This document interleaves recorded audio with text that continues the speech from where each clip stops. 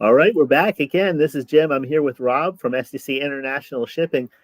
Rob, before we hit the record button, we were talking a little bit about Japan, so we might as well keep on going with it. I saw a map the other day that showed the number of people leaving Canada and the United States. I thought it was a recent map, but Japan was the number one destination. Really? That I hadn't seen that. That's really surprising. We have seen a huge uptick in the number of clients that we are moving their household goods over to Japan. We have noticed that. Certainly, it's just becoming more and more frequent, where it didn't happen that often, say 3 years ago or even 2 years ago. But recently, we've seen a lot. So that surprises me for sure. But that's interesting. Yeah. So I'm guessing these are household moves. Most of the people that you've been moving over there. Well, yeah, pretty much all of them. Yeah, I mean, that's our specialty, is moving people's home, their household goods, their personal effects, sometimes their car, motorcycle, things of that nature, to a new destination, right? Do you find that most of the people are going there for job opportunities, transfers, or are they expats, or both? I'm seeing a lot for Japan. I'm seeing ex-military that may have gotten married over there. Maybe they were stationed in Japan, they got married there, they lived here, and now they're moving back. They're retired military. I'm seeing dual citizens and current Japanese citizens who are here, who've been working here for a number of years. I'm seeing people just retiring there. But you have to have a visa to be a permanent resident there, of course. So there are a lot of different reasons. It's pretty diverse for Japan, unlike some other countries. Yeah, and I suppose knowing Japanese would definitely help, right?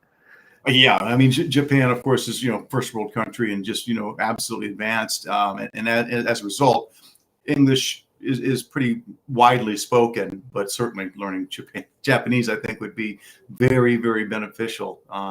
Last time I looked, I think there were around. I mean, how accurate are these numbers really? But I think I have 60,000 U.S. expats currently living in Japan as of probably last year. Yeah, it's quite a bit.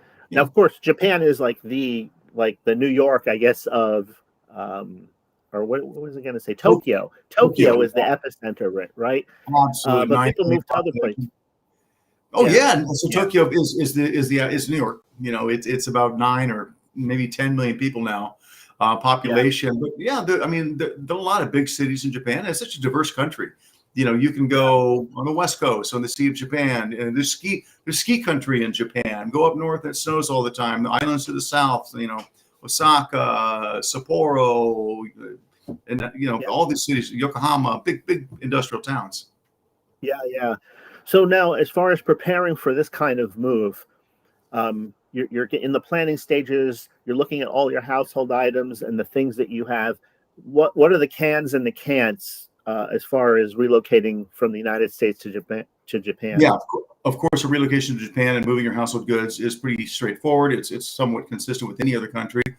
Know what you're going to bring. Work with a specialist who understands the ins and outs of clearing customs in Japan, and we certainly do that.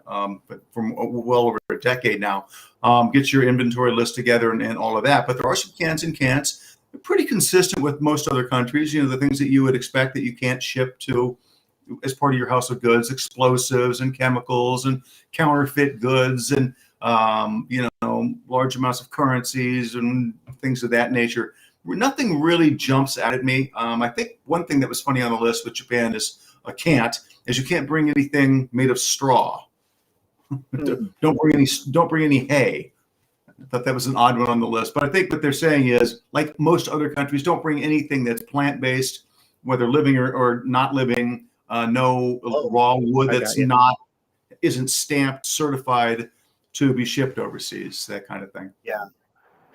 Now the time frame, I guess it depends whether you're going to have your own container going over or whether you're going to have less than a container and you're sharing a container with other people. What does the whole big time frame look like going from, let's say, Los Angeles to a place like Tokyo?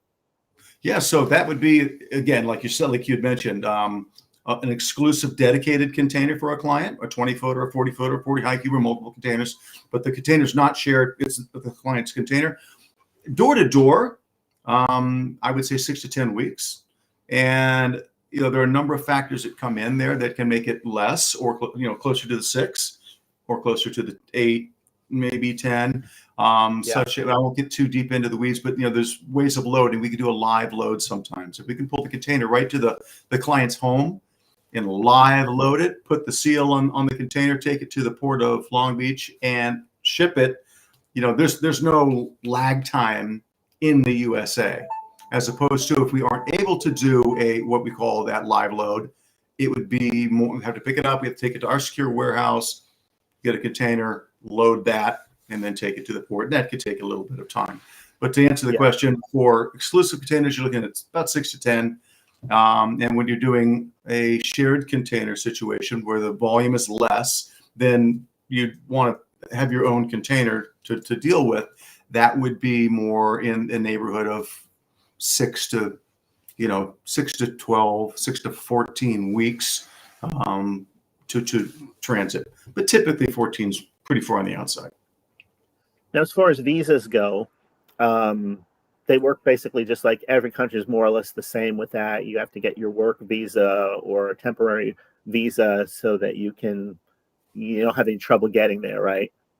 Well, yeah. So in terms of shipping your household goods, what the big thing is, we want to avoid any duties or taxes on your used household goods and personal effects that are being shipped when we clear customs. And in order to do that, yes, you would have to, have the consignee, our client who's receiving the goods, would have to have a valid visa, temporary, not a temporary, a work visa or a permanent visa, something of that nature, because they're moving their household goods permanently to the new residence.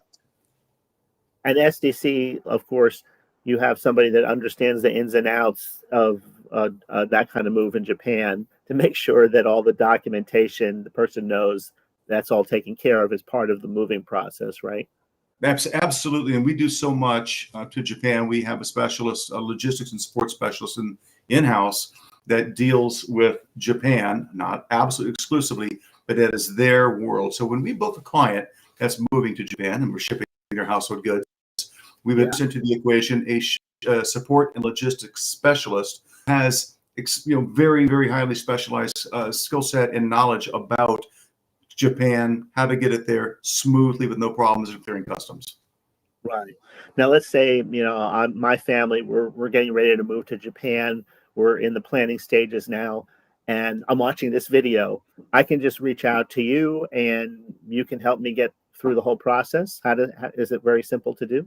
Absolutely. Just reach out to me or anyone here at the company that's a specialist in relocations, and we will help. I will help walk you through the process and make sure that it's all done correctly for you. All right, great. Hey, Rob, as always, great information. Your information will be there on the screen. And thanks for your time. I'll see you in the next video. Likewise, it's been a pleasure, Jim, and we'll see you next time. All right.